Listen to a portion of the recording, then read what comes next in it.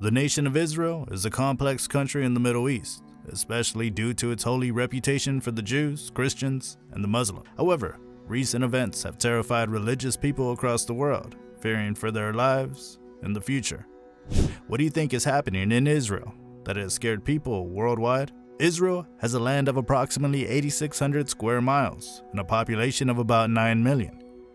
The Jewish people, who believe themselves to be the original owners of the land, have dreamed of returning to their ancestral homeland, rebuilding the Temple Mount, and returning to their former glory. However, this dream has become a nightmare due to the numerous forces against Israel regarding their temple. The history of Israel dates back several thousand years, filled with events and movements that have shaped the culture and identity of its people.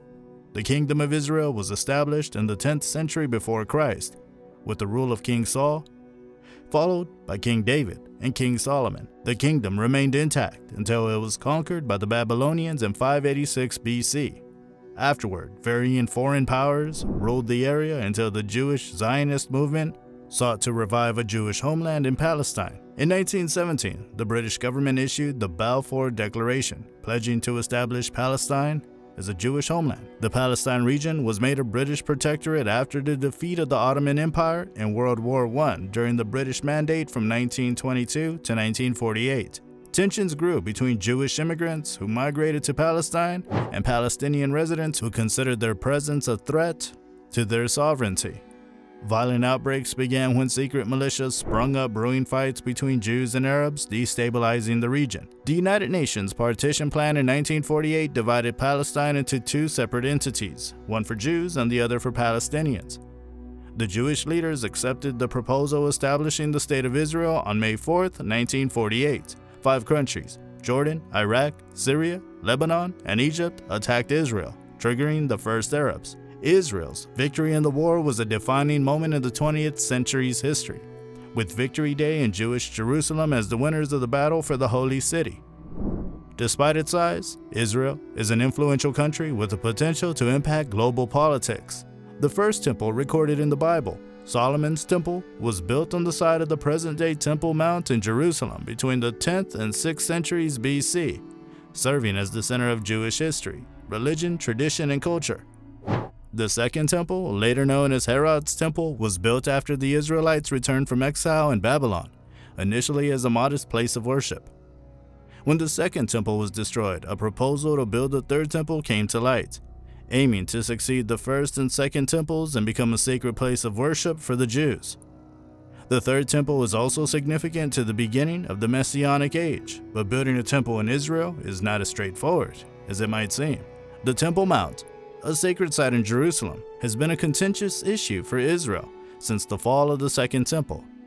Various groups, including Christians and Muslims, have claimed control over the site, causing significant problems for the Jews. The construction of the temple may lead to social tensions and polarization of communities, as well as the impact on the environment.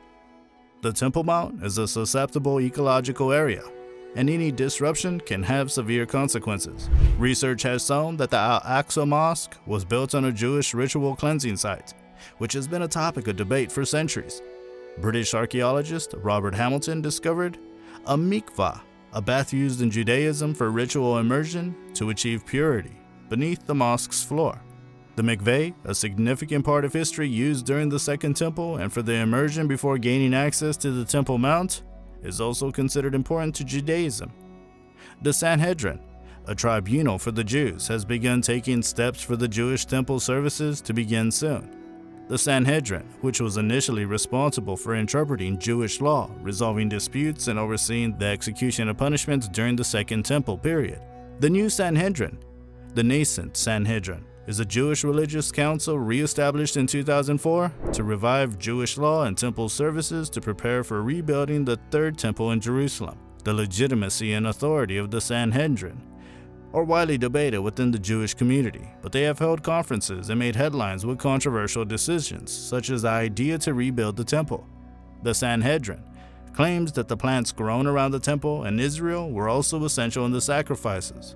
The nascent Sanhedrin has been involved in supervising the cultivation of new forests in Israel in preparation for rebuilding the Third Temple, working with the Israeli government agencies, private organizations, environmentalists, and individuals to plant trees and perform other land conservation activities. The land is considered an essential part of the Jews' connection to their heritage and the future rebirth of the temple, and these activities are conducted per Jewish law and tradition. However, the involvement of the Sanhedrin in forestry and agriculture activities is partly controversial, with some groups questioning their authority and others raising concern about the potential impact on the environment and the balance of the ecosystem.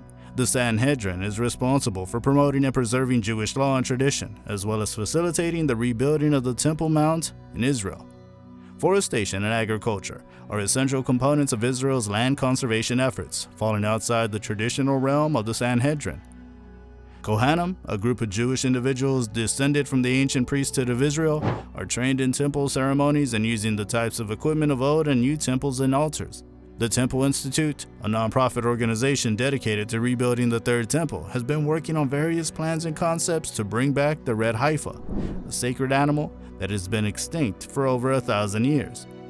Rabbi Cain Richmond, a rabbi from Israel, has been highly invested in bringing back the red heifer to Israel.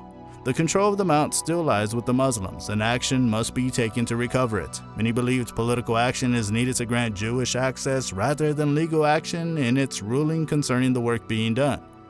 Israel's Judicial Council stated that due to the situation's complexity, the decision was beyond the boundaries of the law, and there were more reasonable ways to decide the case than a legal ruling. There are also political issues against rebuilding the temple, and Israel is a democratic country with a complex political system. The construction of the temple is subject to political debates, which can cause delays and uncertainties that the country cannot afford to deal with. The construction of the temple can affect the international community, especially its neighboring Arab countries. There is already tension in the region between both parties, and the political instability can be aggravated and escalated by Israel's decision to rebuild the temple. Some Arab countries view the construction of the temple as a threat to their sovereignty and stability. The project may require foreign aid from the Jewish diaspora and other countries sympathetic to the cause. However, international financial aid comes with political strings attached, which Israel is unwilling to be held by at the moment. In conclusion, the cooperation of leaders of different faiths is crucial for resolving the political issues surrounding rebuilding the Temple Mount in Israel. The prophecy in Revelation 13 describes the timeline for rebuilding the temple in Israel, which is expected to take 70 weeks or 49 years.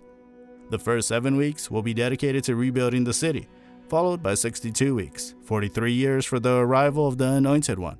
Another 62 weeks, the Anointed One would be killed and a new ruler would destroy the city and temple. In 70 CE, a new leader would arrive, forming alliances and covenants with the people. Halfway through 7 years, the new ruler would stop offering sacrifices and define the temple, signaling the start of a time of great suffering and punishment. Many Christians believe that the Antichrist in the prophecy in Revelation 13 is the future political leader who would make a covenant with the Jewish leaders to rebuild the Third Temple, paving the way for fulfilling some of the prophecies. The idea of the Antichrist has been based primarily on the writings of the Apostle John in the New Testament. The idea of the Antichrist is based on the writings of the Apostle Paul, who writes about a man of lawlessness or son of destruction who will oppose and exalt himself over everything God or worshipped. The rise in power of the Antichrist is believed to mark the beginning of the end of days and the events leading up to the Bible of Armageddon. Many Christians believe that the Antichrist will lead the forces of evil in the final battle against Jesus Christ. Armageddon comes from the Hebrew term Armageddon, meaning Mount Megiddo in ancient times. The events leading up to the Armageddon include natural disasters, wars, and other calamities, as well as the rise of false prophets and teachers who will lead people astray. The Bible warns us to beware of false messiahs and strange prophets, and the Apostle Paul writes about people who will sound doctrine, reject the truth, and surround themselves with teachers who tell them what they want to hear, rather than what is true, leading them astray. The Battle of Armageddon is not the end of the world, but perhaps the end of wicked, modern-day civilization. This serves us as a reminder to live a life full of faith and righteousness in preparation for the ultimate judgment by God. The prophecy of Armageddon has also been used as a call to action, urging people to work toward a better world and strive for social justice and peace. What do you think will happen next? Let us know in the comments section below.